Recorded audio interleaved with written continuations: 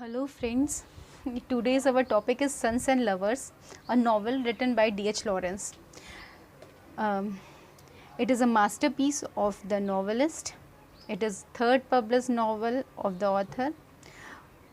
It is one of the most famous novels of 20th century that deals with individual psychology. Modern Library placed this novel at 9th position in the list of 100 best novels of 20th century. It is a highly autobiographical novel in nature, based on the relationship between the son, Paul Morrell, and his mother, Gertrude Morrell. It is written in Italy in 1912 and published in England in 1913. It is the first work, a working class novel to be written in England, and first post-Freudian Oedipal novel. Many students ask, "Ma'am, how should we read a work of literature or a literary work?"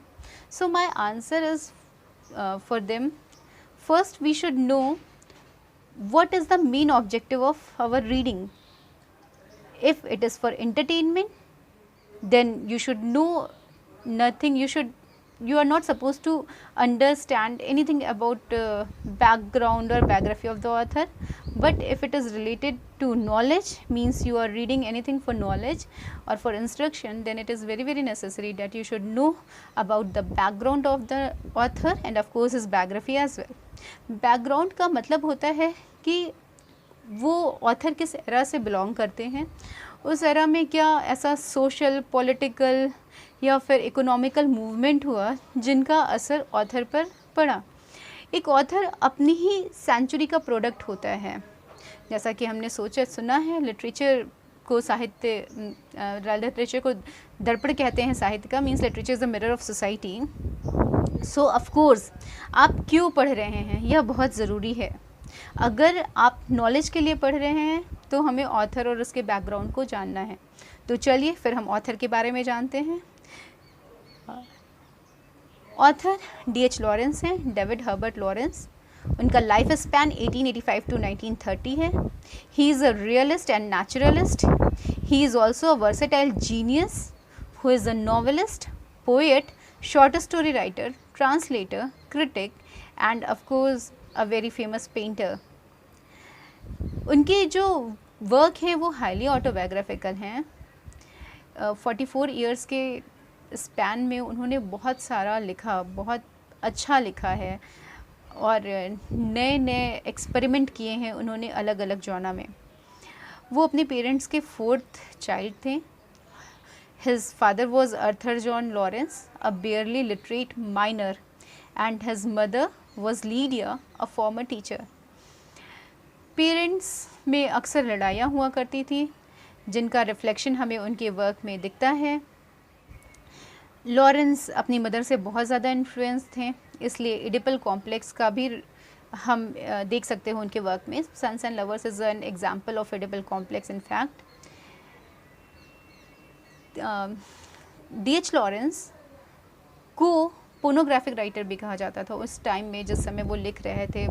Just Victorian age के बाद का समय था। Victorian age अपनी highly morality के लिए जानी जाती है कि वहाँ पे वर्च्यू वाज एट टॉप, और थोड़ा सा भी उस वर्च्यू से अगर हम डीरेल हुए तो वो बहुत ही क्रिटिसाइज़ किया जाता था। जैसे कि हम जॉर्ज एलियट की नॉवेल्स में देख सकते हैं, जहाँ पे भी उनकी किसी भी हीरोइन थोड़ी सी भी डीरेल हुई हैं मॉरली ट्रैक पे, तो उनको कितना क्रिटिसिज्म झेलना पड़ा है सोसाइटी का। D.H. लॉरेंस ने बिल्कुल अलग ही लिख दिया, मीन्स उन्होंने मोरालिटी को एक तरफ रखा और ऐसे ओपन सीन्स, ऑब्सीन सीन्स अपनी नॉवेल्स में डाल दी, जिसके लिए लोगों ने उनको बहुत ज़्यादा, मतलब उनके टाइम में उनको बहुत ज़्यादा क्रिटिसिज्म झेलना पड़ा है।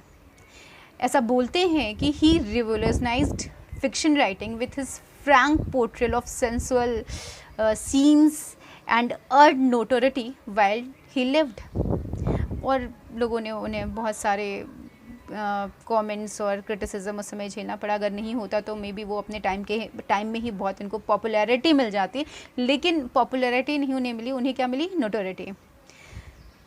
लॉरेंस की जो नॉवेल्स हैं वो They reflect mining town of Eastwood in Nottinghamshire in his novels. उनकी फेमस नॉवेल्स हैं Sons and Lovers, the Rainbow, Women in Love, Lady Chatterley's Lover. The Rainbow और लेडी चैटरलीज लवर बहुत सालों तक बैन भी रही थी because of their obscene scenes. ये तो ऑथर की बात रही। अब हम एज में आते हैं। तो एज आई टोल्ड यू कि D.H. लॉरेंस का जो लाइफ स्पैन है वो end of Victorian era and beginning of modern century में रहा। He is a modernist author. Victorian era का जो मोरालिटी था उसको ब्रेक करके, मतलब जो एंड टाइम है विक्टोरियन एरा का, उसमें बहुत सारे ऐसे ऑथर्स और राइटर्स आए जिन्होंने विक्टोरियन मोरालिटी को असाइड कर दिया, एक तरफ कर दिया। और विक्टोरियन एज जानी भी जाती है कि उसमें there was a big struggle between science and religion. Science was very dominating in that century, but people were not ready to accept it.